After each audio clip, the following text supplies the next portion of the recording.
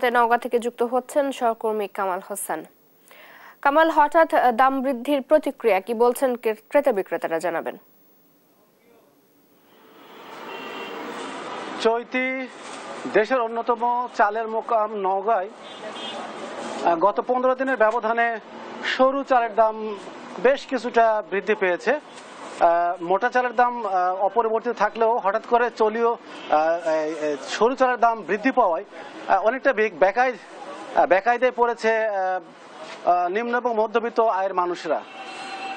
আপনি জানেন, নওগাঁয় সবচাইতে বেশি দেশের অন্যতম বড় চাল উৎপাদনকারী জেলা, এবং নওগাঁয় যদি চালের দাম বাড়ে সেই দামের প্রতিক্রিয়া পড়ে সারা দেশেই, এবং নওগাঁ যদি চালের দাম কমে তো সেই ক্ষেত্রে চালের দাম কমে যায় সারা দেশেই।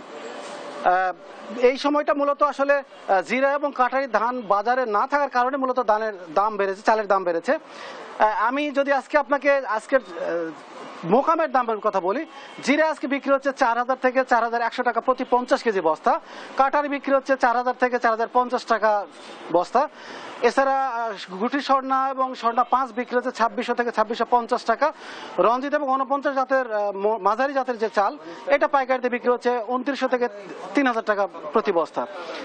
আমি খুচরা বাজারের কথা যদি বলি, জিরা আজকে বিক্রি হচ্ছে মান ভেদে 80 থেকে 85 টাকা কেজি। কাটারি বিক্রি হচ্ছে একই দাম, 80 থেকে 85 টাকা কেজি। অথচ 15 দিন আগে এই চালটা বিক্রি হতো মোটামুটি 76 থেকে 78 টাকা কেজি জিরা, এবং 78 থেকে 80 টাকা কেজি বিক্রি হতো কাটারি। এছাড়া আমি যদি বলি ভারতীয় কাটারি মোটামুটি আগের দামে 70 থেকে 72 টাকা কেজি ধরে বিক্রি হচ্ছে।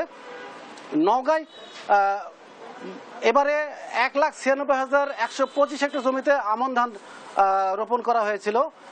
এর মধ্যে প্রায় 6.5 লক্ষ মেট্রিক টন চাল উৎপাদিত হয়েছে। নওগাঁ 3 মৌসুম মিলে 17 লক্ষ মেট্রিক টন চাল উৎপাদন হয়ে থাকে।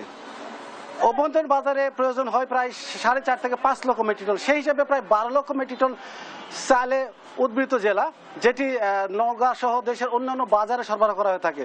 তো চৈতি, চালের বাজার নিয়ে মোটামুটি এইটুকু ছিল আমার কাছে।